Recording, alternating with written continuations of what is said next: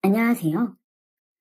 저는 고향에서 올라와 서울에 혼자 자취를 하고 있는 30대 초반의 남자입니다. 돈도 없고 해서 조금 낡은 연립주택에서 월세로 살고 있어요. 얼마나 집이 오래되었는지 다 낡고 시설도 별로지만 가격이 싸다는 이유로 그냥 저냥 살고 있습니다.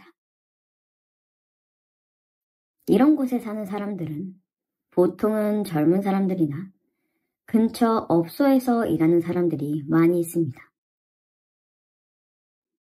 제가 사는 동네 근처가 서울에서 유명한 유흥가랑 가깝기 때문에 아마 이곳에서도 그런 일에 종사하는 사람들이 많이 살고 있는 것 같았어요.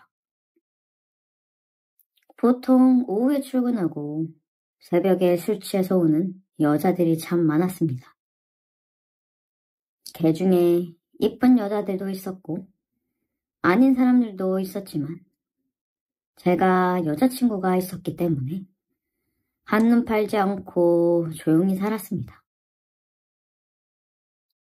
그런데 저희 바로 옆집에 사는 한 아줌마는 예외였습니다. 누님인지 아줌마인지 40대 초반으로 보였는데 가족들은 없었고 혼자 살고 있더라고요.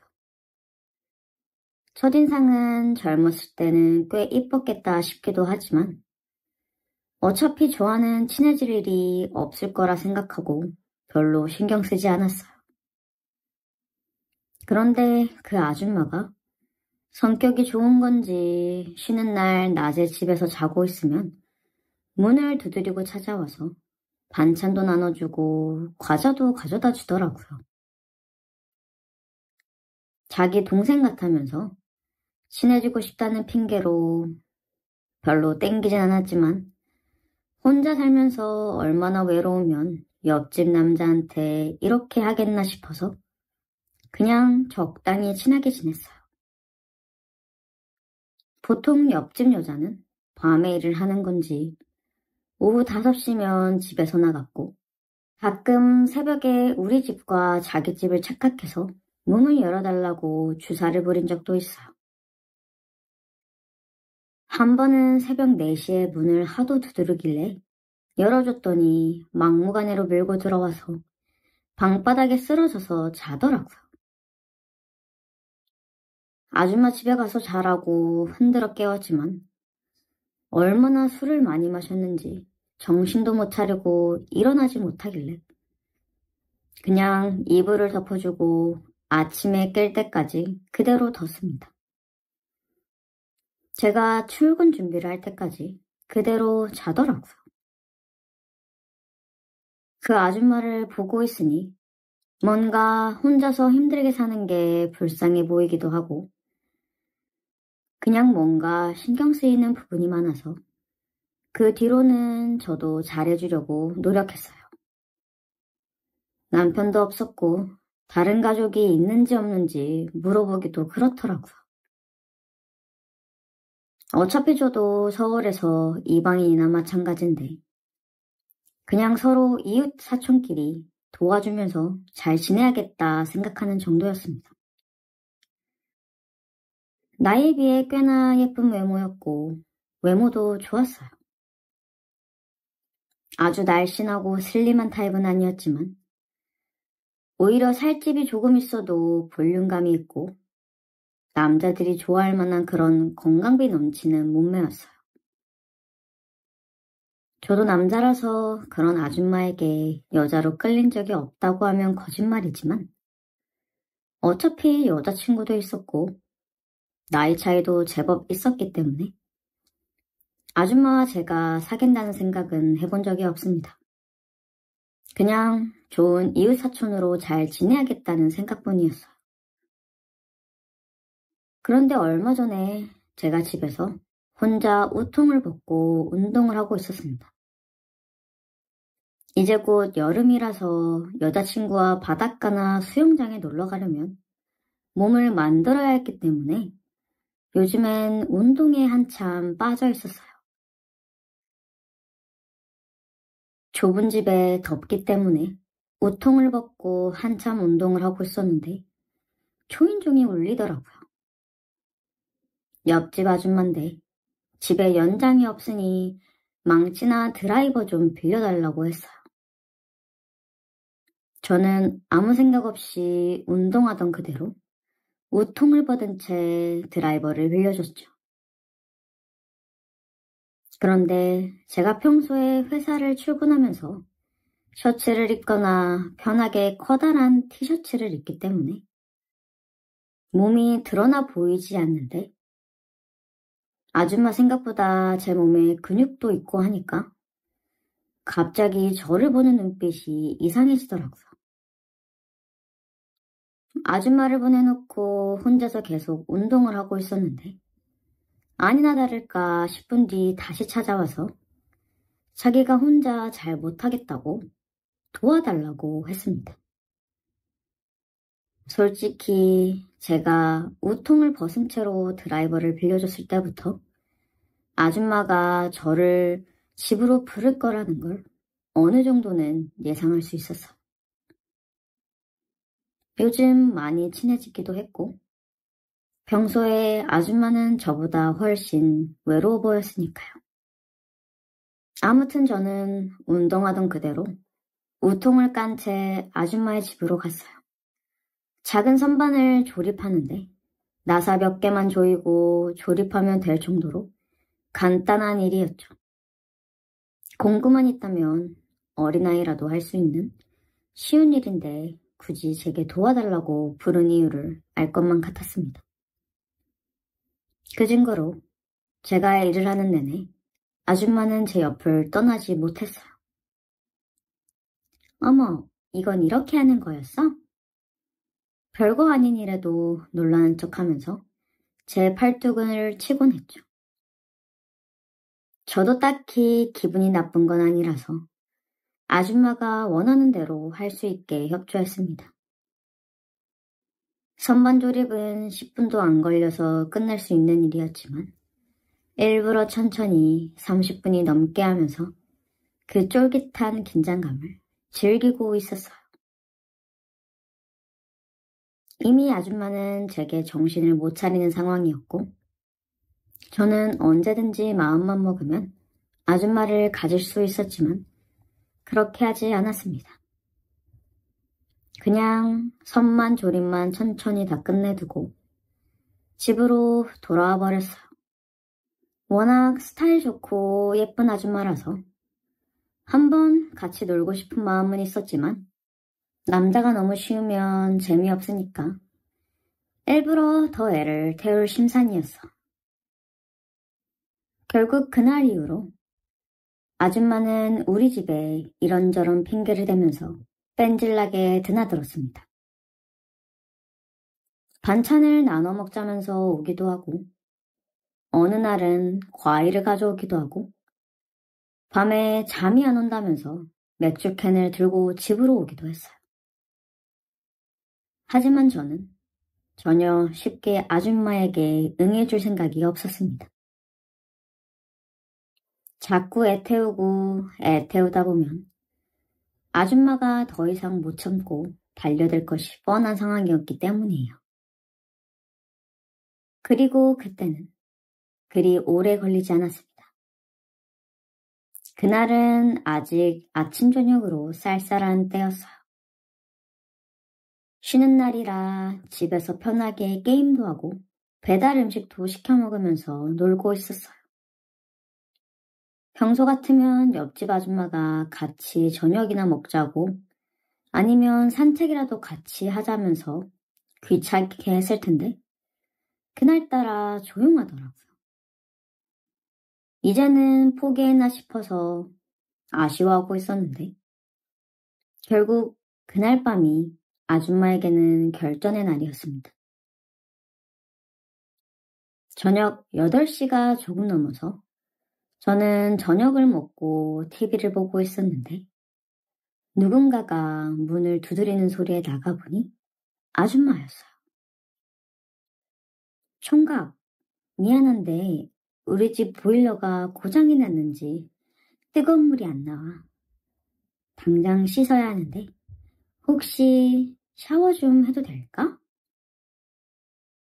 저는 속으로 이 아줌마가 진짜 작정했구나 싶어서 웃음이 터질 뻔했습니다. 하지만 겉으로는 아무것도 모른 척하면서 들어와서 씻으라고 했죠. 아줌마는 한참을 씻고 있다가 화장실 문을 열고는 저보고 등 좀 밀어줄 수 있냐고 물어보더라고요. 남의 집에서 샤워하면서 빨리 씻고 가면 될 텐데 무슨 등까지 밀어달라고 하는가 싶었지만 아줌마의 속셈이 뻔했기 때문에 알겠다고 하고 같이 화장실에 들어가서 등을 밀어줬습니다. 그때도 뭔가 아줌마가 원하는 눈치였지만 저는 아무것도 모르는 척을 하고 등만 열심히 밀어주고 나왔습니다. 좀 너무하는 건가 싶은 생각도 있었지만 이런 건 초반에 누가 주도권을 잡느냐 뭐 그런 문제라서 철저하게 할 수밖에 없는 일이었어요. 그렇게 밖에서 TV를 보면서 기다리고 있었는데 아줌마가 씻고 나오더니 젖은 머리를 수건으로 대충 묶어 올리고 제 쪽으로 다가왔어요. 총각도 혼자 있으면서 외로울 텐데 어떻게 참는 거야? 딱히 참고 있었던 건 아니었고 사실 저도 이런 날을 기다리고 있었어요. 아줌마가 자존감이고 뭐고 다 내던지고 제게 고백하는 걸요. 요즘 너무 외로워 죽겠다는 말로 시작한 아줌마의 말은 얼마 지나지 않아서 거의 제게 애원하는 듯이 들렸어요. 더는 못 참겠다는 듯이 제게 달려들어서 키스를 퍼부었고 저도 그때는 더 이상 물러서지 않았습니다. 이 정도만 해도 충분히 주도권을 누가 쥐고 있는지 아줌마는 알아들었을 거예요. 아줌마는 그동안 오래 참아온 것만큼 그 뒤로 매일같이 우리 집을 드나들었고 지금은 사귀는 사이는 아니지만 여자친구가 없을 때 가까이 두고 놀기에 아주 좋은 사람이 되었습니다. 지금도 언제든지 전화 한 통만 하면 바로 옆집에서 뛰어올 거예요. 정상적인 관계는 당연히 아니었지만 우리 둘만 알면 아무런 문제될 것 없을 거라고 생각했습니다. 여자친구한테는 물론 비밀이고 아줌마가 질투할 수도 있으니 당분간 여자친구를 집에 불러오는 일은 하지 말아야겠어요. 언제까지나 이런 즐거운 관계를 서로 유지하려면 조심해야 하죠. 제 이야기는 여기까지입니다. 구독과 좋아요, 알림 설정 부탁드려요. 다들 행복하시고 좋은 하루 보내시길 바랍니다. 감사합니다.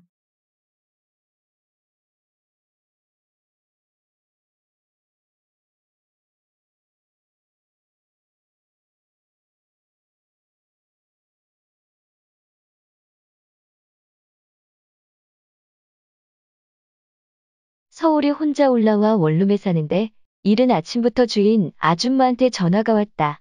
301호 아가씨가 일찍 출근을 해야 하는데 주인 아줌마 차가 앞을 가로막고 있어 출근을 못하고 있다고. 자기는 어제 친정에 가족 모임이 있어 왔다가 술을 너무 많이 마셔 자고 일어나 아침 일찍 돌아오려고 했는데 늦잠을 자서 지금 바로 못 오는 상황이라며 집 비밀번호를 가르쳐 줄 테니 직접 가서 차를 빼달랜다.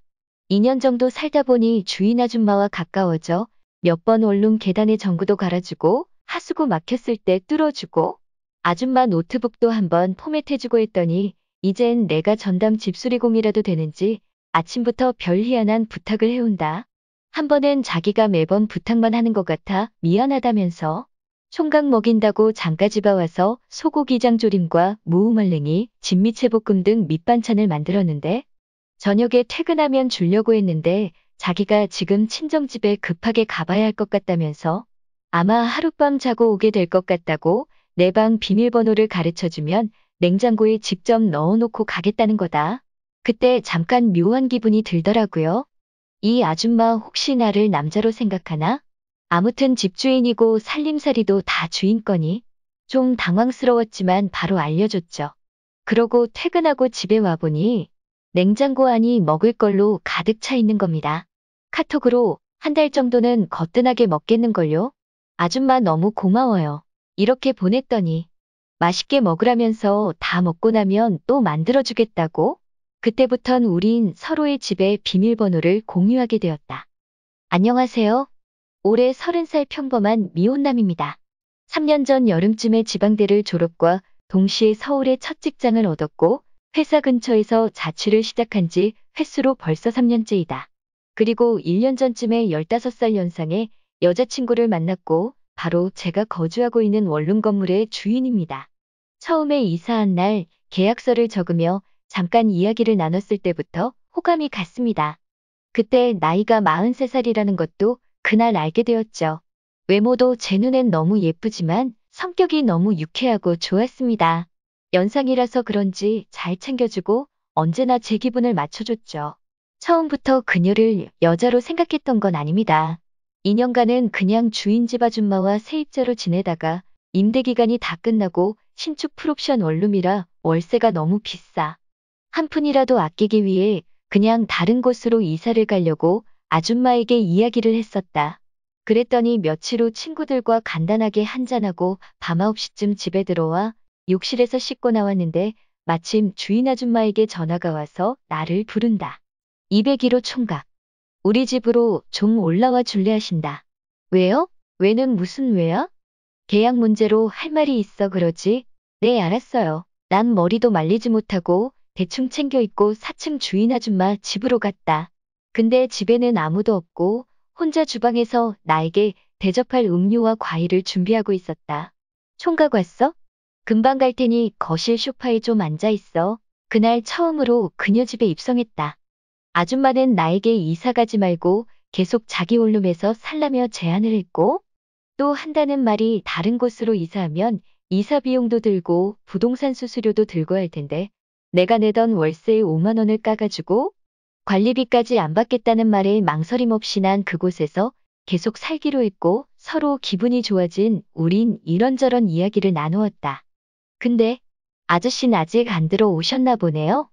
아니, 안 들어온 게 아니고 남편이 바람나서 작년부터 별거하다가 얼마 전에 이혼했어. 이제 나 이 집에서 원룸 관리나 하며 혼자 살아야 해. 그러니깐 총각도 불쌍하고 외로운 아줌마 생각해서 이사 간다는 말 하지 말고 오래 살아줘야 해. 나도 모르게 네 알겠습니다 라고 대답을 하고 말았다. 아줌마는 그동안 남편과 별거하느라 원룸에 굳은 일이나 크고 작은 일이 생길 때마다 나를 찾았고 갈수록 나에게 의지하고 있었는데 갑자기 이사를 간다고 하니 나한테 잘 보이려고 온갖 노력을 하기 시작했다. 그날 이후부터 아줌마는 유달리 나를 챙겼다. 자기 집으로 밥 먹으러 와라. 밑반찬 해놨으니까 퇴근할 때 자기 집에 와서 가져가라. 그리고 여전히 집안에 크고 작은 일이 생기면 나에게 연락이 와 물어온다. 심지어 자기가 운전하다가 접촉사고가 났는데 전화가 와서는 어떻게 해야 하냐고 징징대며 울길래 가서 사진 찍고 보험사 부르고 뒤처리를 해준 적도 있다. 그 일로 너무 고맙다며 신세만 진 것 같다며 하루는 집으로 날 초대했다. 꽃게가 듬뿍 들어간 시원한 해물탕에 저녁을 함께 먹다가 내가 먼저 국물이 좋아서 소주 한 잔 생각난다고 했더니 곧장 냉장고에서 술을 꺼내왔고 처음으로 그녀와 술자리를 가지게 되었다. 약간 술 기운이 올라온 아줌마는 총각은 여자친구 없어? 라고 물어왔다. 네, 서울 올라오기 전에 있었는데 여자친구가 장거리 연애는 싫다고 도망가 버렸어요. 글치 몸이 멀어지면 마음도 멀어지는 법이지. 대부분 그런다더라. 너 외롭겠다. 네, 무지 외로워요. 그럼 가까이 있는 아줌마가 애인 해줄까? 저야 좋지요. 외로운 사람끼리 우리 한 잔 더 하자. 그렇게 해서 주인 아줌마와 사귀게 되었다. 문제는 사귄 지 6개월 정도 지났을 때부터 그녀가 저를 엄청 좋아한다며 결혼하기를 간절히 원하고 있네요. 저도 처음에는 타지에 와서 외롭고 주인 아줌마가 적극적으로 먼저 다가오니까 가벼운 마음으로 시작한 건데 갈수록 점점 좋아졌네요. 며칠 전 알게 된 사실인데 그녀는 한 번이 아니라 2번 결혼하고 2번 이혼한 돌싱녀란 겁니다. 43살인 주인 아줌마는 참 우여곡절이 많았더라고요. 만지도 않은 나이에 2번이나 이혼을 했다고 하는데 첫 남편과 2번째 남편 모두 다 바람나서 부득이하게 이혼했다고 하더라고요. 제가 걱정이고 고민인 건 2번씩이나 이혼한 여자라면 그럴 만한 이유가 있을 거고 그녀 말로는 남편이 바람피워서 이혼을 했다는데 솔직히 100% 믿기지가 않거든요. 그리고 첫 번째 남편과 사이에 아들이 하나 있는데 한 달에 한 번씩 밖에서 본다고 하는데 그녀가 싫지는 않지만 나이차도 있는데 한 번이 아니라 2번 이혼했다는 것과 첫 남편 사이에서 애가 있어 왕래하고 있다는 것이 마음에 걸리네요. 한편으론 내가 어디 가서 이렇게 잘 맞는 여자를 다시 만날 수 있을까? 라는 생각도 듭니다. 얼마 전까지만 해도 나이차 극복하고 남들이 뭐라 하든 결혼까지 생각하고 이 정도면 사랑 이련이 잘 살겠지라는 생각을 했어요. 또 평생 돈 걱정 없이 잘 살 수 있을 것 같았는데 제일 친한 친구 녀석이 제 이야기를 듣고는 펄쩍펄쩍 뛰면서 절대 안 된다고 연애는 해도 결혼은 절대로 하면 안 된다고 말리네요. 결혼은 자기랑 맞는 사람과 하는 거라고. 또래 미혼 여성을 만나라는 거예요. 나이차를 극복하더라도 2번 이혼한 애의 엄마를 평생 이해하며 살 수 있겠냐며. 잘 챙겨주고 돈 많고 아무리 잘 맞아도 결혼만큼은 냉정하게 생각하라고요. 사랑과 경제적인 부분을 보고 그냥 그녀와 결혼해도 별 문제 없을까요? 안녕하세요. 저는 오늘 제가 최근에 겪은 정말 말도 되지 않는 일을 말씀드리려고 합니다. 아마 많은 분들이 안 믿으실 수도 있을 만큼 드라마나 영화에서나 나올 법한 소재이지요. 하지만 제가 그걸 겪었고 너무 속상한 마음에 이렇게 말씀을 드리게 됐어요. 우선 저는 32살 여자입니다. 결혼을 한 지는 1년이 조금 넘었고요. 남편은 저보다 2살 연하입니다. 제 친구의 지인 소개로 해서 우연히 만나게 되었고 2년 정도 연애를 하다가 결혼을 하게 되었어요. 남편은 저보다도 2살이나 연하다 보니까 아직 사회초년생 무렵이었고 그나마 조금 더 안정적이고 자리를 잡은 제가 남편과 연애를 할 때 항상 돈을 더 부담했던 것 같아요. 뭐 그래도 아깝거나 그러지는 않았어요. 그만큼 남편을 사랑했으니까요. 남편은 저보다 나이가 어렸지만 일찍 어려서 아버님이 돌아가셨어서 철이 빨리 들었다고 할 만큼 무척이나 성숙하고 마음까지 넓은 남자였지요. 그렇기에 저보다 돈을 좀 못 벌고 했어도 그동안 만났던 남자들 보다 훨씬 사랑한 마음이 컸고 그래서 결국 결혼을 하게 됐답니다. 결혼을 할 때도 남편 쪽에서 시어머니는 저를 반대하실 이유도 없었고 너무나 쉽게 승낙을 받았지만 저희 집 부모님은 저희 남편을 상당히 못마땅해 하셨습니다. 부모님이 한 분이 안 계신다는 것도 좋게 보지 않으셨고 형편이 좋지 못하다는 거나 나이가 어리다는 것. 그리고 남편이 직장은 다니지만 그렇게 자랑할 만한 직장은 아니고 어떻게 보면 변변찮은 직장이었기에 저희 부모님은 정말 많은 반대를 하셨지요. 하지만 자식이는 부모 없다고 하죠. 저희 부모님도 결국에는 제 뜻을 따라주셨고 결국 결혼을 하게 됐답니다. 결혼 비용은 당연히 제가 더 많이 부담을 했고요. 저희 집 형편도 그렇게 넉넉한 건 아니지만 남편 쪽보다는 확실히 조금 더 여유가 있는 상황이었고 저 또한 그동안 일을 하면서 허튼 곳에 돈을 쓰지 않고 차곡차곡 돈을 모았기에 제 또래 사람들보다는 모아둔 돈이 있었거든요. 그래서 대출을 좀 꺼서 저희 쪽에서 거의 다 내고 집은 제 명의로 해서 결혼을 했답니다. 이건 남편과 저와의 기본적인 설명이고요. 이제 제 여동생 이야기를 꺼내야 될 것 같네요. 저는 형제가 여동생 하나 있어요. 여동생은 저랑 5살 차이가 나죠. 저랑은 완전히 정반대의 스타일이랍니다. 여자들끼리 흔히 여우라는 표현을 많이 쓰잖아요. 딱 저희 동생이 그런 스타일이에요. 질투심도 엄청 많고 어렸을 때부터 부모님 사랑을 독차지하고 싶어서 저에게 피해를 주면서까지 몹쓸 행동도 참 많이 하는 아이죠.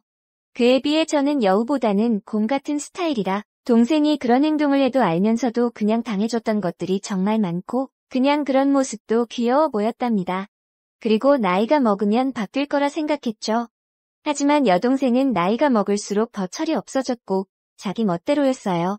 어렸을 때부터 남자친구를 사귀기 시작해서 톡하면 거짓말치고 집에 들어오지 않는 게 일상다반사였고, 그래서 부모님 속도 많이 썩이고 대학교 가서는 남자를 잘못 만나서 애를 가진 저까지 있습니다. 그때 저희 집은 정말 난리가 났었었죠. 고작 20살 애가 그것도 자기랑 동갑내기인 남자랑 사고로 애를 만들어 왔으니까요. 부모님은 기가 찼고, 그럼에도 저희 여동생은 조금의 미안한 기색도 없이 오히려 당당하게 그냥 지금 결혼하면 되지 않냐며 자기 인생이라며 오히려 부모님께 대들었었죠. 전 그때도 동생을 데리고 나가서 조용히 이야기를 하면서 이 아이의 말도 되지 않는 이야기를 최대한 들어주면서 달래주고 결국에 아이를 포기하게 했지요. 그리고 이 아이의 남자친구도 제가 만나서 다시는 저희 동생을 만나지 않겠다는 확답까지 들었습니다. 저 또한 정말 너무나 화가 나고 동생한테 실망했지만 저희 부모님까지 동생한테 등을 돌린 마당에 저라도 동생의 이야기를 들어주고 최대한 이 아이의 편이 되어줘야 한다고 생각했어요. 그렇지 않으면 정말 막무가내로 살 아이였으니까요. 여튼 그런 큰 사건도 겪었지만 그때 잠시 조금 철이 들었다는 착각만 들었을 뿐 동생은 계속해서 철없이 막무가내로 생활했어요. 성적도 좋지 않아서 지방에 있는 전문대를 들어갔었는데 거기서도 간신히 졸업을 하고 나와서 거의 1년 가까이는 부모님에게 용돈을 받으며 매일 술을 마시고 남자를 만나며 살다가 돈이 부족하면 저에게도 항상 용돈을 달라고 조르고 결국 제가 동생 손을 부여잡고 동생에게 진지하게 말을 한 후에야 직장에 들어갔습니다. 사무직 일을 하는 직장이 아니고 그냥 매장 관리 쪽에서 직원으로 들어갔죠. 별거 아닌 거였지만 전 그래도 동생이 이제야 자기 힘으로 뭘 한다는 것에 기뻤어요. 여튼 그렇게 이 아이도 조금은 달라지고 있구나라는 생각이 들 무렵 저는 연애를 하기 시작했고 당시 남편에게도 제 여동생을 소개시켜줬었죠. 결혼까지 생각한 사이였으니까 당연히 제 여동생을 보여준 것이었고 여동생은 저희 남편을 되게 좋아했어요. 앞에서도 말했듯이 저희 남편이 저보다도 성숙한 사람이었고 그렇기에 여동생이 저희 남편에게 정말 버릇없이 굴고 예의 없이 행동해도 남편은 다 귀엽다라고 하며 여동생의 응석을 다 받아줬어요. 그러다 보니까 어느 순간부터는 여동생이 먼저 저희 남편을 불러서 같이 놀자고 조르기 시작했고요. 저는 그래도 여동생이 저희 남편을 좋아하고 잘 따르는 것에 안도를 하고 남편 또한 여동생을 정말 귀여운 동생이라고 생각하는 것이 보여서 결혼 전부터 셋이 종종 모여서 많이 놀았습니다. 그리고 여동생이 남편에게 따로 연락을 하고 만나자고 전화를 해도 저는 그냥 아무렇지도 않았어요. 왜냐면 여동생이 워낙에 철부지다 보니까 친구도 몇 명 없거든요. 그렇기에 이 아이에게도 의지할 사람이 필요하고 그게 제 남편이면 더할 나위 없이 좋겠다고 생각을 한 저였습니다. 남편 또한 저에게 여동생과 연락하거나 둘이 만나는 일이 있어도 항상 저에게 말을 했었죠. 그렇게 관계를 유지하다가 결혼을 하게 돼서 신혼여행을 갈 때도 여동생은 본인도 따라가겠다고 엄청 떼를 썼습니다. 그때 정말 애먹었어요. 하지만 남편이 하루 내내 동생을 달래서 겨우 뜨지 말리고 다녀왔지요. 그렇게 신혼여행도 다녀오고 행복한 결혼 생활을 하고 있던 무렵 어느 날 갑자기 여동생이 저희 신혼집에 찾아왔어요. 그것도 아주 밤늦게 말이죠. 저와 남편은 깜짝 놀라서 무슨 일이냐고 물었지만 대답을 하지 않더라고요. 그래서 바로 저희 부모님께 전화를 걸었더니 여동생이 너무 잦은 외박을 해서 뭐라 한마디 했더니 집을 나가버렸다고 하더라고요. 저는 여동생에게 어서 집으로 들어가서 부모님께 죄송하다 말씀드리라고 했지만 저희 남편은 저와는 정반대로 동생을 다독여주며 달래줬어요. 동생은 결국 그날 집에 안 들어갔고 저희 집에서 생활을 하기 시작했답니다. 집에 돌아가도 자기는 또 뛰쳐나올 거라고 차라리 여기서 살고 싶다고 몇 날 며칠을 때를 써서 저는 끝까지 반대했지만 결국 남편이 허락을 했고 동생은 저희 집에서 생활을 하게 됐지요. 저희 부모님 댁과 저희 집은 꽤 거리가 있었고 그렇다 보니 당연히 여동생은 원래 일하던 곳을 그만두고 저희 집 근처 카페에서 오후에 잠깐 피트타임으로 하는 일을 하며 툭하면 저희 남편에게 연락을 해서 어디 놀러가고 싶다며 떼를 섰지요. 그리고 저와 남편이 퇴근을 하고 돌아와서 셋이 집에 있을 때도 동생은 항상 남편 옆에 붙어 있고 저는 집안일을 하거나 떨어져 있었어요. 아니 더 정확히 이야기하면 여동생이 저를 질투하듯이 남편에게 먼저 가서 아양을 떨고 항상 남편을 졸졸 쫓아다녔지요. 저는 이런 여동생의 모습에 화가 나기도 해서 남편에게 가끔씩 투정을 부린 적도 있지만 남편은 제 여동생이 어렸을 때 그런 큰일도 겪었다는 걸 안타깝게 생각한다면서 저의 투정보다는 항상 여동생을 더 먼저 신경 쓰기 시작했지요. 그리고 저도 여동생을 견제한다는 게 뭔가 말이 안 되고 제 스스로 웃기기도 해서 그냥 신경을 쓰지 않으려고 노력했답니다. 그러던 중에 제가 잠깐 3박 4일로 출장을 가야 될 일이 생겼었어요. 그런데 뭔가 단둘이 집에 남겨두기에는 조금 그랬기에 여동생에게 그냥 이제 집에 돌아가라고 이야기를 했지만 당연히 제 말을 듣지는 않았고 남편도 그 주에 일이 바빠서 집에 늦게 들어올 것 같으니까 저보고 그냥 안심하고 다녀오라는 말을 했지요. 저는 그래서 한편의 불안감을 남겨둔 채 출장을 가게 됐습니다. 출장을 가면서도 계속 남편과 연락을 하면서 갔고 거기서 일을 보는 도중에도 틈틈이 연락을 했어요. 그러다가 거기 일정이 예정보다 하루 일찍 마치게 되었고 그냥 거기서 하루 쉬고 올 순 있었지만 저는 바로 그날 출발해서 집에는 새벽에 도착을 하게 되어서요.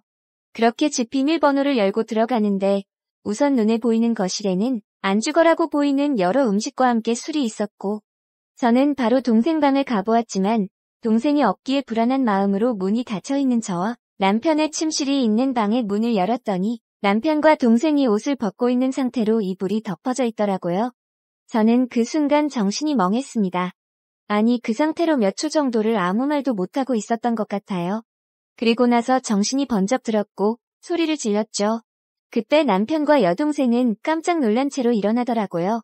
둘이 변명하기도 전에 옷을 주섬주섬 챙기는데 그냥 딱 불륜 현장에 들켜서 행동하는 남자와 여자 같더라고요. 저는 그 꼴을 도저히 볼 수가 없어서 집에서 나갔고 그날 제 차 안에서 밤을 새고 그 다음날 집으로 들어갔습니다. 남편과 여동생은 일을 나간 상태였고 집에는 아무도 없었죠. 먹은 것도 깨끗이 치워놨더라고요. 여동생과 남편에게는 계속해서 연락이 왔지만 그 연락은 무시하고 남편에게는 집 비밀번호 바꿔놨으니까 들어올 생각 말고 이혼할 생각하고 있으라는 내용으로 카톡을 보내놓았고 동생에게도 이 사실을 부모님께 다 말씀드릴 거니까 그 남자를 지지든 볶든 살림을 차리든 네 마음대로 하라고 카톡을 보내놨습니다. 당연히 집 비밀번호는 바꿔놨고요. 그날 결국 남편과 여동생은 제 집에 들어올 수가 없었습니다. 제 여동생은 본가로 돌아갔지만 제가 이미 이런 사실을 저희 부모님께 말씀을 드려놨기에 본가에서도 쫓겨났고요.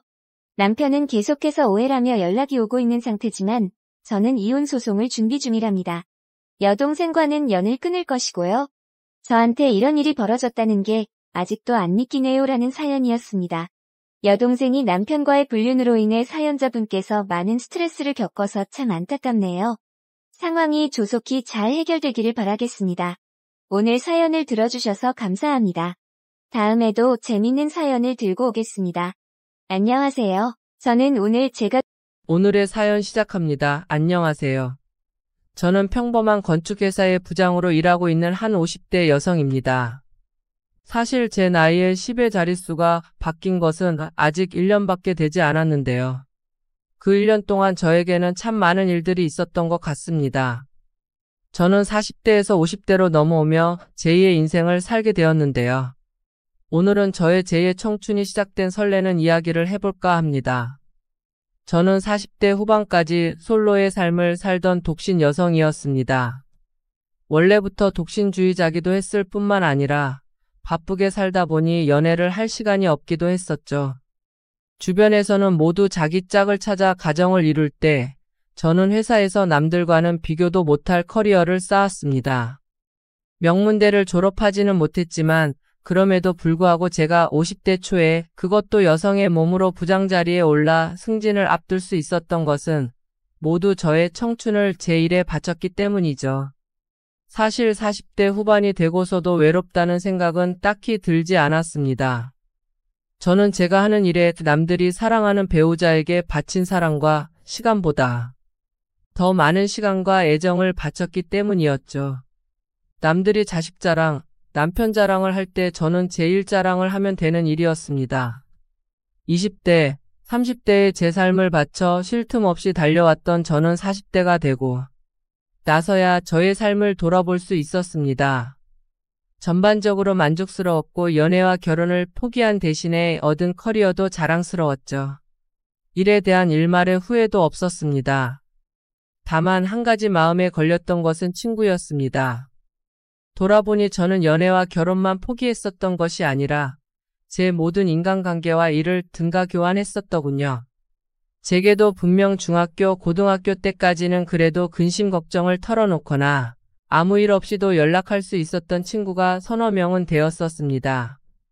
명문대가 아닌 대학에 들어갔다는 위기감에 제 일의 모든 것을 갈아넣기 시작했을 때부터 이 친구들과 이 연락이 서서히 줄어들었어요.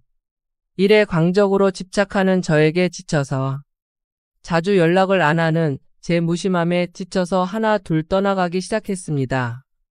과거에는 이조차도 신경 쓰지 않았고 사실 눈치채지도 못했었지만 인생의 절반을 산 지금에 와서 생각해보니 참 어리석은 선택이었다는 생각이 들었습니다.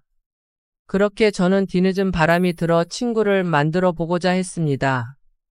그렇게 마음은 먹었었지만 새로운 친구들을 만들기에 제 주변의 인간관계의 대부분은 제 후임과 아랫사람이었고 새로운 모임에 나가기에는 제 사교성을 믿을 수 없었습니다.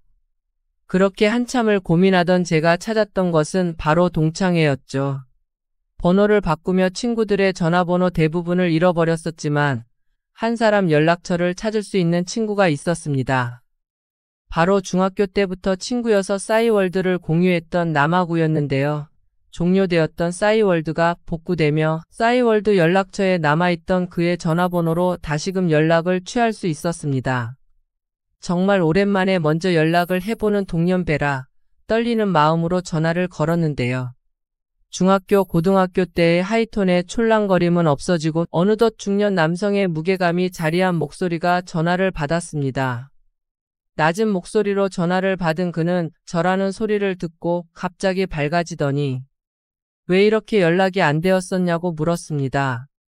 자연스럽게 그간의 이야기를 나누던 저는 그 또한 솔로의 삶을 살고 있고 다른 동창들과는 잘 지내고 있다는 것을 알게 되었습니다. 그의 이야기를 들어보니 그 또한 군대를 다녀오기 전 대학 시절 뜨거운 연애를 했었다고 했습니다. 그렇지만 당시의 여자친구가 다른 친구와 바람이 나 씁쓸한 후회만을 안고 헤어졌었죠. 그 충격으로 군대에 들어갔다 나오니 세상을 살기에 너무 바빴고 나중을 기약하며 결혼 준비만을 하다가 결국 연애 한번 못해보고 결혼도 못했다는 것입니다. 그렇게 다시 연락이 닿게 된 그 친구와 다음을 기약한 뒤 다시 만나게 된 것은 그로부터 한 달이 지난 추운 겨울날이었습니다. 오랜만에 본 그는 중년이 되었음에도 불구하고 여전히 장난기 넘치는 얼굴로 저를 맞았습니다. 저는 세상의 풍파에 치이느라 많이 변했다고 느낀 반면 그는 고등학생 시절의 순수함을 여전히 갖고 있는 듯 보였죠. 가슴 한편에 씁쓸함이 맴돌았지만 그럼에도 불구하고 오랜만에 본 친구와 함께하는 즐거움이 더 컸기에 저는 그 친구와 계속된 만남을 이어갔습니다. 그와 저녁 약속이 잡혀있던 어느 날 싱글벙글한 얼굴로 업무를 보던 와중 부하 직원 중 하나가 말을 꺼냈습니다. 제가 사랑받는 여자의 얼굴을 하고 있다고 연애를 하는 것이 아니냐고 물었었죠. 그 부하 직원의 폭탄 발언에 사내 전체가 웅성거렸고 저는 얼굴이 잔뜩 달아올라 아니라고 굳고 부인할 수밖에 없었습니다. 하지만 그럼에도 불구하고 이렇게 자주 만나는 게 친구 사이가 맞나 싶은 의구심이 들기 시작했습니다. 그 이후로도 몇 번의 만남을 이어갔고 만남이 지속될수록 그 부하 직원의 말만 계속 머릿속을 맴돌곤 했습니다. 그와 제 만남을 고민하며 뜬 눈으로 밤을 지새웠을 때 저는 비로소 그와 제 만남을 명확히 하자고 마음을 먹었죠. 그를 다음 만나게 된 것은 5월의 따뜻한 봄이었습니다. 5월 중순이었기 때문에 저는 짧은 반팔 티와 새로 산 가디건을 입고 나갔죠. 그에게 도대체 어떻게 우리의 만남에 대해 말을 꺼내야 할지 수천의 고민이 스쳐 지나갔습니다. 그날 저는 그 친구와 영화도 보고 많은 이야기를 나누었지만 어떻게 그 친구를 떠볼까 하는 생각에 그 모든 것들이 전혀 귀에 들어오지 않았습니다. 안절부절못하던 저는 결국 저녁을 먹던 도중 농담식으로 말을 던졌습니다. 제 부하 직원이 친구와 만나기를 기다리던 제 모습 보고 연애를 하는 것이 아니냐고 물었다며 너무 재미있지 않냐는 듯이 말하며 그를 떠보려고 했습니다. 어쩌다 보니 이야기는 진지하게 흘러가 저를 어떻게 생각하고 있느냐는 질문이 되어버렸습니다. 그렇게 분위기는 어색해졌고 저는 그 친구가 어색하게 웃으며 그냥 친구 사이라고 말할 거라는 생각에 눈도 못 마주치고 있었습니다. 부끄럽게도 그에게 서로를 어떻게 생각하고 있느냐고 묻기를 망설이는 제 모습을 보며 그에게 마음이 있다는 것을 깨달았기 때문입니다. 당연하게 선을 그을 줄 알았던 그 친구였지만 지금 생각해보면 너무 다행히도 그는 망설였습니다. 그리고는 제게 사실 마음이 생긴 것 같다고 얼굴을 붉히며 고백했죠. 40년을 넘게 살며 그렇게 설렜던 것은 정말 이제 없었다는 생각이 들 정도로 설레더군요. 그렇게 저희는 사귀게 되었고 함께 찾아간 고등학교. 동창회에서 사귄다는 소식을 밝힌 날에 뜨거운 사랑을 나누었습니다. 친구를 만들려고 다시 찾은 친구였지만 이제 그는 남편이 되어 있고 그를 통해 만난 다른 소중한 인연들을 친구로 두고 있습니다. 외로운 40대를 지나 50대의 열정적인 신혼을 지내고 있는 저는 요즘 매일매일이 새롭고 행복합니다. 오늘의 사연 여기까지입니다. 구독, 좋아요 꼭꼭 눌러주세요. 오늘의 사연 시작합니다. 안녕하세요. 우리는 돈을 벌기 위해 힘들어도 일을 하고 싫어도 일을 합니다. 돈을 버는 이유는 여러 가지가 있죠. 자본주의에서 돈은 곧 가치이고 어떠한 가치를 누리기 위해서는 돈을 지불해야 합니다. 돈이 있다고 꼭 행복한 것은 아닙니다. 하지만 한 가지 확실한 건 돈이 있어야 할 수 있는 게 많아지는 건 부정 못할 사실입니다. 하고 싶은 것을 누리기 위해선 인내하고 돈을 모으는 시간이 어느 정도 필요하기 마련이죠. 오늘은 돈을 모으지 못하는 애인으로 인해 고민이 많으신 분의 사연을 가져왔습니다. 30대 초반 여성입니다.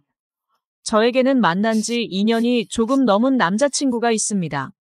저희 커플 둘 다 직장 생활을 하고 있습니다.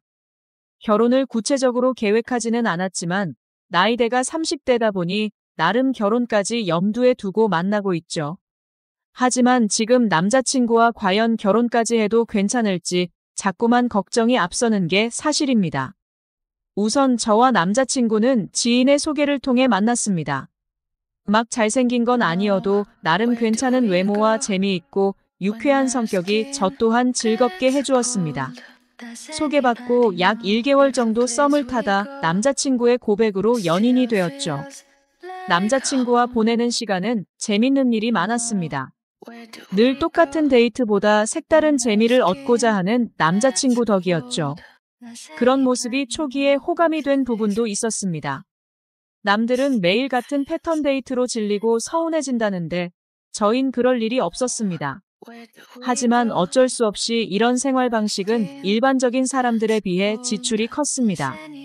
데이트 비용을 딱 잘라서 반반을 하진 않았어도 거의 비슷하게 부담하려 했기에 저에겐 날이 갈수록 부담이었습니다.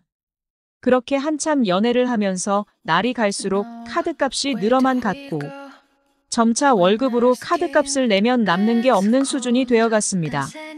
그러면 또 현금이 부족해 신용카드를 쓰고 또 카드값은 많이 나오는 악순환이었습니다. 그래서 하루는 이런 소비 패턴을 정말 고쳐야겠다 싶더라고요. 남자친구에게 조심스럽게 얘기했습니다. 솔직히 예전보다 돈을 못 모으고 있다고, 우리의 소비를 조금 줄일 필요성을 느낀다고 말이죠. 남자친구는 별 대수롭지 않은 반응이더라고요. 금전적인 문제가 있는 거냐며 물으면서요. 그래서 저는 버는 족족 다 써버리는 기분이고 슬슬 결혼이나 내 집 마련도 염두에 둬야 하는 나이인데 걱정된다 했습니다. 그러자 남자친구는 일단 알겠다며 지출을 조금씩 줄여나가는 방향으로 가보자고 하더라고요. 그렇게 잠깐 동안은 효과가 있는 듯 했습니다. 집에서 데이트도 하고 집밥도 해먹으면서 말이에요. 하지만 이런 방식은 오래가지 못했습니다. 남자친구는 뭐든 사먹고 시켜먹는 것을 좋아했고 데이트도 매번 돈을 들여서 하는 것을 찾았습니다. 특히 펜션이나 호텔같이 여행이나 놀러가는 것을 너무 좋아했고 물건을 사는 것도 씀씀이가 컸습니다. 저에게 사주려는 물건들 또한 가격대가 낮지 않았고 이는 저에게 또 부담으로 다가왔습니다. 결국 저는 점점 커지는 카드값을 감당하기 어려웠고 남자친구에게 진지하게 얘기했습니다. 결혼하고 집도 살 생각이면 돈을 모아야 하는데 이렇게 쓰기만 하면 언제 모을 거냐는 제 말에 남자친구는 귀찮다는 듯이 대답하더라고요. 아니 또 그 얘기야? 쓰려고 버는 건데. 쓰는 게 어때서 순간 남자친구의 무책임한 이 말이 너무 충격적이었죠. 결국 참다 못한 저는 진지하게 결혼 생각이 있긴 한지 물었죠. 결혼 생각이 있다는 남자친구에게 서로 자산 상태를 오픈하자 했습니다. 순간 남자친구가 당황하는 게 보였습니다. 알아서 잘 모으고 있다며 피하려는 남자친구의 모습은 더 불안하고 걱정스러웠죠. 결국 서로 가진 자산을 공개했고 생각보다 심한 자산 상태에 한동안 할 말을 잃었습니다. 먼저 남자친구와 저는 둘 다 따로 혼자 살고 있고 차량도 각자 보유하고 있었습니다. 저는 3,500만 원 가량의 차 할부금은 최근에 다 갚았고 그 외 약 4천만 원 정도를 모아두었었습니다. 저는 남자친구가 저보다 비싼 차량을 타고 있긴 해도 씀씀이나 하는 행동들이 저보다 더 여유가 있을 거라 생각했었죠. 하지만 그 생각은 많이 빗나갔더라고요. 남자친구의 자산 상태는 마이너스였습니다. 차량 할부금은 아직도 2천만 원 이상이 남아 있었고 부족한 보증금을 위해 받았었다는 신용대출도 남아 있었습니다. 보증금을 돌려받는다고 치더라도 빚만 3천만 원이 넘었고 그가 보유한 현금은 200만 원 남짓이 전부였습니다. 남자친구는 나름 빚이나 차 할부를 갚은 것도 내 재산 아니냐는 논리를 펼쳤습니다. 당장 결혼이나 집을 마련하는데 보탬이 하나도 되지 않고 빚으로 산 게 무슨 재산이냐며 화를 냈습니다.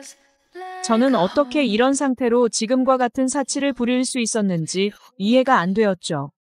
영원도 아닌 마이너스라니요. 더군다나 이래놓고 결혼을 얘기하고 집을 얘기하던 남자친구가 너무나도 어이가 없었습니다. 그래도 최대한 노력해서 갚고 모으면 해결할 수 있는 수준이었기에 정신 차리라고 따끔하게 한판하고 참았습니다. 남자친구도 자존심이 상했는지 이제부터 절약하고 돈을 모으겠다고 약속했습니다. 그러고 저희는 돈을 아끼고 모으기 시작했죠. 저는 다시 수입의 절반 이상을 저축해가며 돈 모으는 재미를 느껴가고 있었습니다. 남자친구도 나름 돈을 아끼는 듯한 모습을 보여주고 있었죠. 얼마를 모으는지는 서로 터치하지 않았고 질문하지 않았습니다. 아직 결혼한 사이도 아니고 연인 사이에서 그것까진 너무하다 싶었으니까요. 하지만 그렇게 약 몇 달이 지나고 나서 충격적인 사실을 알게 되었습니다. 남자친구는 몇 달간 모은 돈을 가지고 가상화폐 투자에 몰아넣었었고 그 결과는 참담했습니다.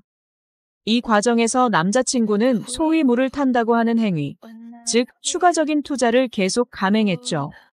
몇 달간의 노력이 다시 물거품이 되어 있었습니다. 그렇게 빚을 갚고 돈을 모으는 걸 먼저 하자 했는데 말이에요. 결국 폭발한 저는 너에 대한 신뢰가 깨졌다며 잠시 시간을 갖자 했습니다. 이후 남자친구는 매일같이 저를 붙잡는 연락을 해오고 있습니다. 다시는 이런 일 없도록 하겠다고 말이죠. 저희 부모님도 나이가 찬 저에게 시집 언제 갈 거냐는 얘기를 종종 하십니다. 하지만 제 30대를 같이 보낸 남자친구의 상황은 도저히 당장 무엇을 할 형편이 못 됩니다. 나이는 계속 먹어가고 빨리 결혼하고 이세도 계획하고 싶은데 남자친구는 이런 생각이 있는지 모르겠습니다. 집이라도 잘 사느냐고요?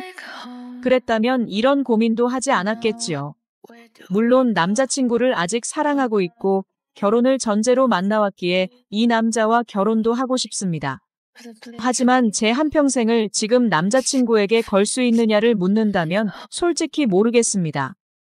이 연애 시간이 걸리더라도 한 번만 더 기회를 주고 이어나가는 게 맞을까요?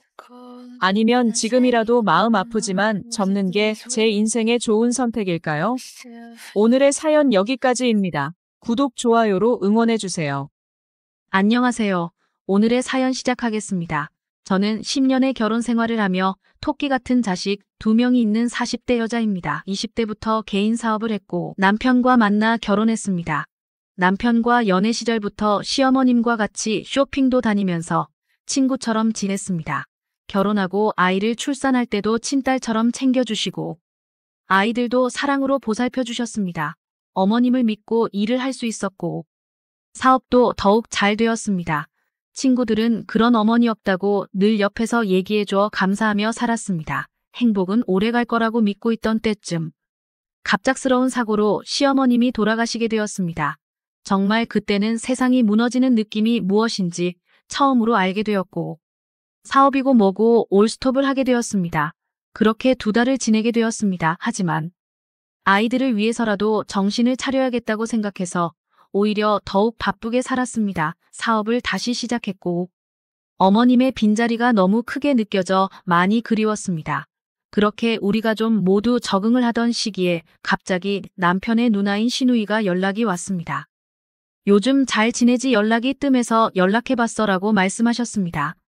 다시 사업을 시작하여 연락 자주 못 드려 죄송하다고 인사치레로 이야기했습니다. 기다렸다는 듯 시누이는 그래 옳게 너무 뜸하긴 했어. 우리 엄마한테는 안 그랬잖아. 나랑도 우리 엄마처럼 서슴없이 지내자. 매일은 힘드니까 최소 일주일에 한 번은 전화하자. 옳게 일 끝나면 연락해 알았지라고 말했습니다.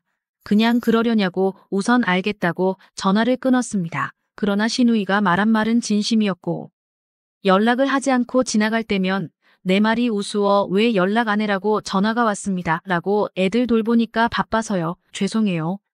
하실 말씀이라도 있으세요? 라고 물으니 아니 손이 사람한테 안부차 연락하는 게 당연한 거지 옳게는 왜 이렇게 말이 많아라고 답했습니다. 시어머님도 안 하시던 말을 해서 당황했지만 많이 외로워서 그런가 할 말도 없었지만 퇴근길에 간간히 연락드렸습니다. 그러던 중 어느 날 시누이는 올케네 집안 관리도 이제 슬슬 내가 해줘야겠어라고 이야기했습니다. 네. 저희 집안 관리요라고 물었고 행사나 이런 거 있으면 내가 신경 써서 해줘야지.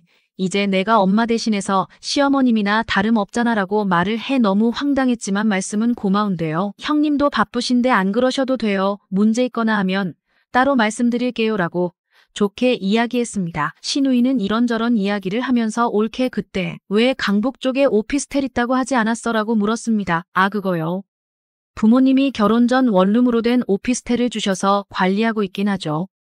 왜요라고 답했습니다. 시누이는 아니 우리 아들 회사 이사 가면서 지금 집에서는 출퇴근하기 힘들잖아. 그래서 물어봤어. 거기는 시세가 얼마야라고 물었고 다음 달에 세입자가 나가는 상황이라 좋은 가격으로 안내드렸습니다. 우선 알겠다며 전화를 끊으시더니 남편은 저녁을 먹으면서 말을 시작했습니다. 누나한테 연락받았어.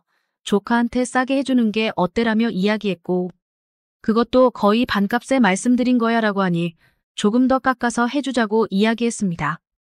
어린 시절부터 누나에게 사랑을 받았다고 매번 이야기했던 남편이라서 알겠다고 이야기하고 계약을 했습니다. 그렇게 조카는 그 집에서 살게 되었습니다. 시간이 흘러 계절이 바뀌었고 시누이의 생일날이 되었습니다. 시누이는 대뜸 전화에 옳게 나 뭐 차려줄 거야 난 많이 해주지 말고 그냥 갈비찜이랑 구절판 이런 거에서 간단하게 차려줘라고 말했습니다. 생신상을 제가요 물었고 내가 시어머님 대신인데 그냥 입싹 닦으려고 했어라고 해 어이가 없었습니다. 저희가 생신을 서로 챙기지 않았잖아요. 그래서 당황해서 그렇죠. 그냥 밖에서 식사하시는 게 낫지 않아요? 라고 물었고 아니 난 올케가 직접 해줘. 집에서 해먹는 음식 먹고 싶단 말야라며 억지를 부렸습니다. 해준다고 해야 전화를 끊을 것 같아 우선 알겠다고 하고 전화를 끊었습니다. 남편에게 통화한 내용을 모두 이야기하니 오히려 남편은 하루만 고생하면 되니 그냥 해주자라고 말했습니다. 남편의 태도에 화가 났지만 싸우고 싶지 않아 알겠다 마무리하고 생일날 몇 가지 음식을 하였습니다. 그래도 스스로 뿌듯해하고 있는데 시누이는 이거 왜 이렇게 짜 직접 한 거 맞아. 옳게 요리 진짜 못하네 하며 핀잔을 주었습니다. 힘들게 차린 음식에 이래라 저래라 평가하는 모습이 꼴사나웠지만 참았습니다. 식사 후 케이크를 불면서 선물을 드렸습니다. 가을이고 해서 저는 스카프를 준비했습니다. 마음을 담아 전달했는데 여는 순간 시누이의 표정은 좋지 않았습니다. 사업도 하는 사람이 고작 스카프가 뭐야. 우리 엄마한테는 명품 옷이랑 가방 잘만 해주더니 내가 시어머니 아니라고 무시하는 거야 뭐야라며 서운하다고 이야기했습니다. 저는 고른다고 고른 선물에 뭐라 하시니 기분이 좋지 않았고 솔직히 말해서 형님이 진짜 시어머님은 아니잖아요 라고 웃으며 말했습니다. 그 소리를 듣자마자 신우이는 큰 소리로 서운하다며 울기 시작했고 분위기는 제가 나쁜 사람이 되었습니다. 갑자기 신우이는 집에 간다면 나갔고 남편은 그렇게까지 말할 건 없지 않아 하며 말했습니다. 도저히 저의 잘못이 뭔지 이해가 되지 않았지만 남편은 좋은 날이니 죄송하다고 먼저 연락하라 했습니다. 다음 날 먼저 신우이에게 연락을 했고 신우이는 그래 어제는 나 너무 서운했어 라고 이야기하며 자신이 받은 가방에 있다며 같이 백화점을 가면 좋겠다고 이야기했습니다. 진짜 사람이 어쩜 저리 뻔뻔하지 생각했지만 남편이 사이좋게 지내라고 했던 말이 생각나 알겠다고 했습니다. 그렇게 원하는 선물을 다시 사드렸습니다. 그래도 양심상 고맙다고 하시겠지 했지만 오히려 진작에 좋은 선물해주면 좀 좋아하며 말했습니다. 그렇게 뻔뻔한 형님의 생일도 끝났지만 매번 이러는 거 아닌지 걱정이 되긴 했습니다. 그렇게 어느덧 1년이 넘었고 잠잠하던 신우이가 연락이 왔습니다. 올케 내가 생각해보니까 우리 엄마한테 매달 용돈 드리지 않았어 라고 물어보셨고 그저 많이는 아니지만 매달 드렸죠 라고 대답했습니다. 그러면서 대뜸 그치 어쩐지 줬던 것 같아서 그럼 엄마한테 주던 용돈 이제 내 계좌를 넣어줘라고 말씀하셨습니다. 이건 또 뭔 소리가 싶어 네 그게 무슨 말씀이세요? 라고 대답했습니다. 아니 옳게 생각해봐. 지금 엄마 돌아가신 지 거의 2년 되어 가는데 내가 까먹고 있었어. 그럼 그 돈을 나 줬어야지 왜 안 줬어? 내가 이제 올케한테 시어머니나 다름없잖아. 그러니까 날 줘야지. 2년 동안 안 준 용돈에 대해서는 이야기 안 할게라며 말했고 신우이의 당당함에 할 말을 잃어듣고만 있었습니다. 도저히 이대로 참으면 안 될 것 같아 결판을 지어야겠다고 생각했습니다. 곧장 남편에게 신우이 집에 가자고 했습니다. 다음 날 신우이는 우리가 온다고 했으나 음식은커녕 저에게 배고파 죽는 줄 알았어. 왜 이렇게 늦었어? 내가 재료는 다 사다 놨어. 얼른 닭볶음탕 해줘라고 말했습니다. 진짜 이게 무슨 경우인가 했고 식사보다 이야기 먼저 하자고 했습니다. 형님 저번에 용돈 관련해서 이야기하신 거예요. 전 그게 너무 이해가 안 돼요 하며 이야기를 시작했습니다. 신우이는 그게 왜 엄마한테 주던 거 나한테 달라는 건데 내 말이 어려워라고 말했습니다. 말이 어렵다는 게 아니고 시어머니한테 드리던 걸 왜 형님을 드려야 해요라고 말하니 내가 윗사람이고 이제 엄마 대신이니까라며 대답했습니다. 이 사람은 정말 말이 안 통하는 사람이구나 생각이 들었고 그럼 형님 아들이 살고 있는 오피스텔 최대한 빨리 방 빼주세요. 저 돈이 없어서요. 다른 사람한테 세 받아서 용돈 드릴게요라고 답했습니다. 신우이는 그 방 이야기가 왜 나와라고 소리쳤습니다. 형님 저도 현금 융통이 돼야 하잖아요. 그때 조카 들어온다 해서 최대한 싼 금액이 해줬더니 현금 융통이 안 되지 뭐예요. 그것 빼서 원래 시세로 내놓으면 여유가 생기니까요 라고 웃으며 대답했습니다. 아차 싶었던 신우이는 우선 용돈 이야기는 생각해보자라며 밥이나 차리라고 했습니다. 더 이상 있고 싶지 않아 아니요. 일이 있는데 잠깐 온 거예요. 저는 갈 테니까 동생이랑 맛있는 점심 드세요 하고 나왔습니다. 남편은 저녁쯤 돼서 집에 왔고 먼저 미안하다고 말했습니다. 그 말을 듣고 형님을 어머님이라고 생각한 적도 없고 추후에도 그렇게 대할 생각도 없으니까 나한테 강요하지 마라고 말했습니다. 남편은 누나가 잘못한 걸 알기에 무슨 말인지 안다고 답했습니다. 한 번만 더 신우이 편을 들으면 그날로 바로 이혼한다고 생각할게. 그리고 날 그렇게 무시하는 형님 집에는 다시는 안 갈 거야 라고 말하니 남편은 쥐 죽은 듯 조용해졌습니다. 그렇게 지금까지 신우이와 연을 끊고 살고 있습니다. 그 이후 조카가 살던 오피스텔은 재계약을 하지 않았고 빠른 시일 내에 나가달라고 통보했습니다. 형님은 지속적으로 연락 왔지만 남편이 자신의 선에서 정리했습니다. 그렇게 우리는 행복하게 살고 있습니다. 오늘의 사연은 여기까지입니다. 긴 사연 끝까지 들어주셔서 감사합니다. 구독과 좋아요로 응원해주세요. 오늘의 사연을 시작합니다. 안녕하세요. 저는 친구들보다 일찍 결혼을 해서 아이가 둘 있는 30대 후반 남자예요. 친구들은 뭐 결혼한 친구들도 있고 하긴 한데 제 주변에는 안 한 친구들이 더 많은 것 같아요. 준비가 안 돼서도 있고 아예 여자가 없어서도 있고 뭐 이유들은 가지각색인데 요즘에 40 넘어서도 늦게 하는 사람들 많으니까요. 친구 중에 캠핑에 미친 놈이 하나 있는데 얼마 전부터 다 같이 놀러 가자고 성화를 부리더라고요. 총각들이야 그냥 시간만 내면 되지만 유부남은 아닌 거 아시죠? 2달 전부터 집안일 해가면서 눈치를 얼마나 받는지 몰라요. 와이프 안마도 해주고 옷도 사주고 하면서 기분 완전 좋게 만들어 놓고 나서 겨우겨우 1박 2일로 허락받을 수 있었어요. 그마저도 친정 식구들이랑 무슨 키즈풀 빌라 그런 곳 예약해주는 조건으로 다녀와야 했지만요. 친구들이랑 오랜만에 놀러 간다고 생각하니까 좀 설레기도 하고 떨리기도 하고 그래서 전날에는 잠도 잘 안 왔어요. 와이프한테 주기적으로 연락 남겨놓겠다 약속까지 단단히 하고 나서야 집을 나설 수 있었는데 친구가 좋은 곳으로 가자 하더라고요. 사실 노지 캠핑 같은 그런 낭만 있는 곳을 갈 줄 알았는데 웬 글램핑장 옆에 있는 캠핑장에 가는 거예요. 뷰도 그냥 그렇고 위치도 그냥 그래서 왜 여기로 잡았냐니까 말도 말라고 하면서 여기가 그렇게 헌팅이 잘 된다더라고요. 무슨 유부남 데리고 와서 헌팅 얘기냐 말도 안 된다 했는데 오늘만 그냥 눈 딱 감고 놀면 된다고 뭐 연애하라는 거 아니지 않냐고 하더라고요. 친구들이랑 일단 텐트 피칭하고 맥주도 한잔하고 웃고 떠들다 보니까 주변에 점점 사람들이 채워지기 시작했어요. 근데 대부분 커플끼리 많이 오고 가족 단위로 와서 여기서 무슨 헌팅을 하겠다는 거냐니까 여기는 안 온대요. 저기 글램핑장 쪽에 좀 있다가 여자들이 엄청 많이 올 거라고 하더니 진짜 저녁이 되니까 사람들이 모이기 시작하더라고요. 막 깔깔거리는 소리도 들리고 그러면서 친구들이 한두 명씩 정찰같이 나갔다가 들어오고 했어요. 완전 어린 20대로 보이는 여자들이랑 한 40대 정도 되어 보이는 여자들이랑 이렇게 왔다 하더라고요. 저희는 4명이고 20대 쪽은 3명인데다가 너무 양심도 없어서 말도 못 붙이겠고 40대로 보이는 분들이 나이도 괜찮고 인원도 딱 맞았어요. 그럼 저쪽으로 가는 건 어떠냐니까 결국 친구 한 놈이 20대 쪽에 가서 한번 까이고 왔어요. 그나마 멀끔하고 괜찮은 네가 가라면서 저를 밀어대는데 무슨 멀끔이냐고 하니 그래도 여자가 관리해준 티가 난다나요. 아 도저히 이건 아닌 것 같아서 망설였는데 친구가 얼른 갔다 오라면서 제 등을 떠밀더라고요. 여기까지 놀러 왔겠다 그래 좋은 추억 하나 만들자 싶어서 갔더니 멀리서 보는 것보다 가까이서 보니까 꽤나 괜찮더라고요.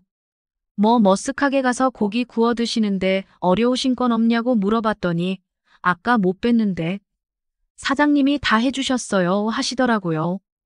그래서 직원은 아니고 저기 캠핑장에서 친구들끼리 놀러 왔는데 여자분들끼리 오셨냐고 했더니 막 웃더라고요. 막 자기들끼리 쑥덕거리더니 거기서 성격이 호탕해 보이시는 분이 우리가 갈까요? 아니면 넘어올 거예요? 물어보셨어요. 저희 의자도 많고 불멍도 할 수 있다고 말씀드렸더니 밥만 먹고 치워놓고 온다고 하시더라고요. 결혼하고 나서 이렇게 헌팅은 처음이라 너무 떨리는 기분이었는데 성공하니까 뭔가 약간 기분이 뿌듯하기도 하고요. 돌아가서 친구들한테 말했더니 다들 자리 정리하고 뭐 옷 갈아입고 난리도 아니더라고요.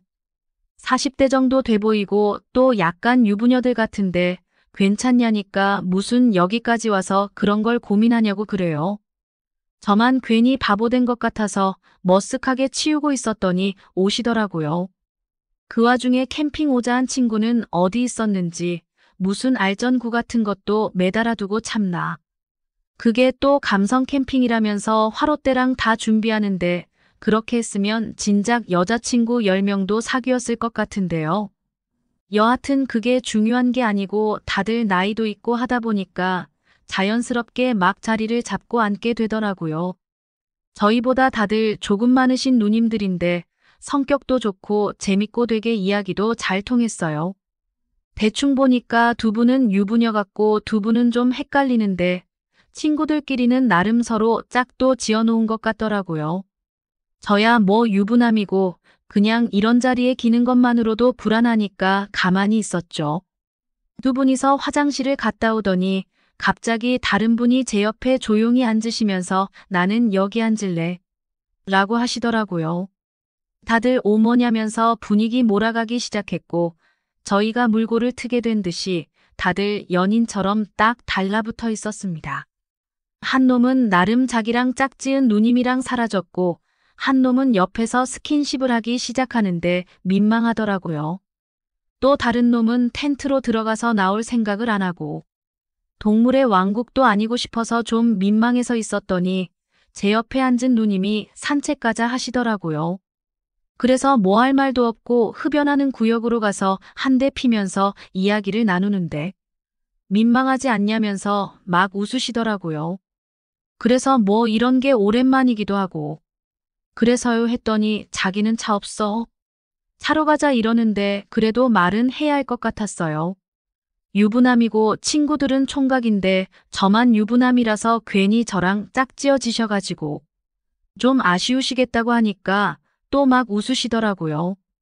사실 자기 다음 달에 결혼하고 이거 결혼 축하해 주려고 친구들이랑 놀러 온 건데 자기만 결혼 안 했대요. 다른 친구들은 다 결혼했고 애도 있고 자기만 이제 결혼할 거고 법적으로 아줌마 아니라면서 우리는 완전 반대네 하더라고요. 호탕하게 이야기하는 게 재밌기도 했는데 훅 들이대면서 자기 차로 왔으니까 차로 가겠냐고 물어보더라고요. 와 이렇게 멀리 나와서 그것도 하루 만에 본 여자랑 차에서 낯뜨거운 시간을 보내게 될 줄이야 생각도 못했어요. 뭐에 홀린 것처럼 그냥 누님 손을 잡고 따라갔는데 의무방어전이 아니라 새로운 여자를 만나서 이렇게 시간을 보내니까 미치겠더라고요. 새벽이 되는지도 모르고 그냥 차에서 계속 서로 입맞춤하다가 돌아오니 뭐 다들 각자 찢어져서 자는 것 같고 저희도 각자 숙소로 돌아갔어요. 다음날 자연스럽게 해장하러 가자고 이야기를 했고 다들 뭔가 부끄럽지만 애매모호한 그런 긴장감과 같이 식사를 했습니다. 친구들한테 나머지 3분 다 유부녀라는데 알고 있냐고 물어보니 상관없다네요. 어차피 하룻밤인데 무슨 상관이냐고요. 제가 아이들 보고 와이프랑 지내는 동안 친구들끼리는 재밌는 여행을 많이 하고 다녔나 보다 싶었습니다. 일단 그날 그렇게 된 누님이랑 연락처는 교환했는데 벌써 다음 주에 결혼하신다고 한 날짜가 되었네요. 축하한다고 보내야 할지 아님 어째야 할지 사실은 저번 주에도 만나서 대낮에 연애하고 왔는데 이게 참 애매하네요. 오늘의 사연 여기까지입니다. 구독, 좋아요로 응원해주세요. 오늘의 사연 시작합니다. 안녕하세요. 작게 학원을 운영하고 있는 50대 가장입니다. 원래는 학교 선생일을 하다가 전향하고 학원을 차리게 되었는데 사교육 붐이 일어서 제법 크게 몸집을 불렸었어요. 학원촌 사이에서도 나름대로라 하는 큰 학원들을 운영했는데 코로나로 상태가 많이 안 좋아지고 선생님들도 쉬게 되면서 규모를 줄였어요. 유지하려면 할 수 있었는데 사실 그동안 모아놓은 것도 좀 있고 재테크도 나름 잘 돼서 크게 욕심이 없기도 했고요. 이제는 좀 쉬고 싶은 마음이 커져서 학원을 2개 정도 정리하고 하나만 하게 되었습니다. 코로나 때 같이 버텨주고 또 힘내준 선생님들에게는 감사해서 제가 나름대로 잘 챙겨드리고 그랬어요. 코로나가 터지기 직전에 새로운 선생님을 한 분 뽑게 되었는데 어린 나이에 결혼하고 이혼까지 하고 팔자가 기구하더라고요. 조금 커리어는 부족했지만 그래도 열심히 하시려고 하고 시간도 다 맞추실 수 있다고 해서 같이 가게 되었습니다. 코로나 때에도 정리하는 학원에서 지금 학원으로 옮기기까지 하면서 함께하고 있습니다. 30대 초반에 앳된 외모와 열심히 하는 성격이 참 괜찮은 것 같아서 고용을 하게 되었습니다. 원래 학원 선생님 일을 계속 하시던 분이었는데 남편과 불화로 이혼 문제가 불거지면서 한 1년 정도 쉬신 것 같더라고요. 사무일이랑 이래저래 같이 보면서 시간제로 고용하다가 정식으로 전환하게 되었습니다. 처음에는 되게 어색해하고 힘들어하길래 제가 많이 챙겨주고 또 조언도 아끼지 않았습니다. 늦은 시간까지 혼자서 열심히 자료 정리하시고 퇴근도 마다하지 않으시는 모습에 감사드리기도 했고요. 다른 선생님들 몰래 보너스도 2번 챙겨드렸습니다. 때 되면 아이 좋은 옷이라도 보내 입히라고요. 부모 마음 다들 같은 거 아니겠나요? 대부분 선생님들이 다 젊으시고 결혼 안 한 분들도 많아서 결혼하신 분들은 몇 안 되시거든요. 제가 나름 학원 운영하면서 작게나마 가정이 있으신 분들에게 조금이라도 더 챙겨드리려고 합니다. 절대로 다른 의도가 있거나 그래서 챙겨드린 게 아니라는 점을 말씀드리고 싶었어요. 처음에는 어색해서 대면대면하는 느낌이었는데 좀 지나니까 밝고 쾌활하고 성격도 정말 시원시원하니 좋으시더라고요. 그러면서도 할 일은 딱딱하시고 아이들 사이에서도 평판이 좋아서 꾸준히 원생들이 조금씩이나마 늘어나고 있고 유지도 잘하시고요. 시험 기간이 끝나면 선생님들 모시고 좋은 곳 가서 회식을 하는데 술을 좀 많이 마신 날이었습니다. 밖에 나와서 담배를 피고 있는데 화장실에 갔다 나오신 그 선생님이 혀가 꼬부라진 상태로 저한테 오셔서 옆에 딱 붙으시더라고요. 담배 냄새도 나고 얼른 들어가시라니까 사실 할 말이 있다며 우물쭈물하시더니 잘 챙겨주시고 또 도와주셔서 감사하다면서 저를 껴안더라고요. 그때는 그냥 술주정이구나 생각하고 열심히 해주셔서 제가 더 감사하다면서 서로 덕담을 좀 주고받았습니다. 그날 이후부터 이상하게 더 친밀하게 굴려고 하시는 느낌을 받았습니다. 작은 간식을 건네시거나 집에서 제 도시락을 싸오는 날도 있었고요. 그냥 호의라고 생각하고 받아들이기에 다 늙은 제가 봐도 확실히 다른 게 보였습니다. 근데 또 그걸 말을 하게 되면 괜시리 아닌데 유난떤 거면 어쩌나 싶어서 말을 할 수가 없더라고요. 어느 날 학원에서 세무나 다른 일들 때문에 제가 좀 늦게 퇴근한 날이 있었는데 밖에서 누가 들어오는 소리가 들리더군요. 그 선생님이 배고프시지 않냐면서 근처에서 초밥을 포장해 오셨습니다. 감사하기도 하고 같이 먹자고 하시니 일단 먹고 마저 해야겠다 싶어서 같이 초밥을 먹는데 맥주도 한 캔 사왔다고 하더군요. 일이 많아서 안 먹는다니까 한 캔 정도는 괜찮지 않냐면서 시원하게 따서 건네주셔서 그럼 한 잔만 반주하자고 마셨습니다. 원래도 말이 많은 성격은 아니라서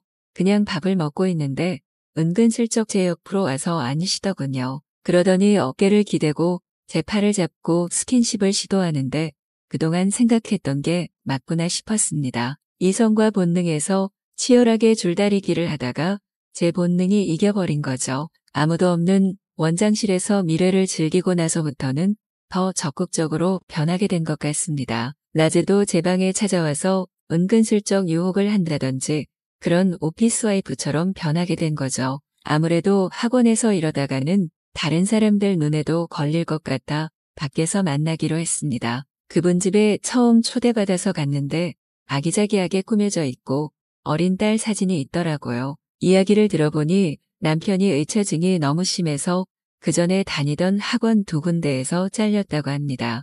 혹시나 지금도 찾아올까 무서운데 이혼하고 나서는 딱히 연락이 더 오고 그렇지는 않는다고 하더군요. 원장님처럼 다정하고 책임감 있는 사람이면 좋았을 텐데 하면서 말끝을 흐리기가 무섭게 또 서로를 하나가 되어 사랑을 했어요. 그 사람의 사연을 알게 되면 알게 될수록 마음이 참 쓰이고 또 한편으로는 이렇게 홀리는 매력이 있는 사람이라 남편이 의처증을 앓았나 싶더군요. 묘하게 다른 남자 선생님들이랑 이야기가 좀 길어지거나 친밀한 모습을 보이면 저도 모르는 새 질투가 나는 것 같습니다. 사실 그동안 제가 다른 비밀 애인을 안 만든 건 아닙니다.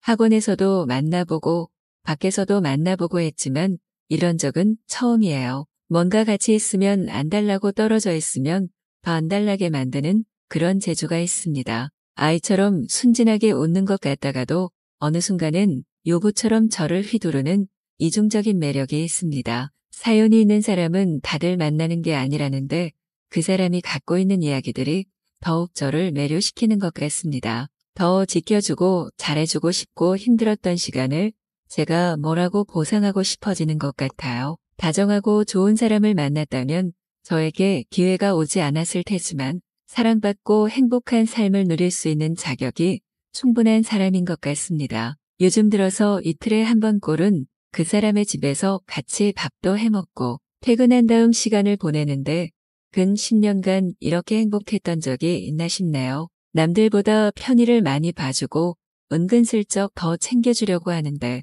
그마저도 한사코 거절하면서 이러려고 저를 만나는 게 아니라네요. 그런 자존감 넘치고 독립적인 모습도 그 사람의 또 다른 매력인 것 같습니다. 여자를 만나면서 이렇게 정신 못 차리고 빠져들었던 적이 언제였는지 기억이 나지 않는데 매일 그 사람 생각이 납니다. 출근하면 매일같이 얼굴을 마주하는데도 방에서 둘이서만 있고 싶은 감정을 느낍니다. 시험 기간이 다가오면 스트레스가 받았는데 오히려 그럴싸한 변명거리가 생기는 것 같아서 행복할 정도입니다. 서로 마음은 있지만 너무 가까워지면 상처받는다는 것을 누구보다 잘 알고 있습니다. 제가 많이 욕심내지 않고 앞으로도 이렇게 행복한 인연을 계속 이어갈 수 있을까요?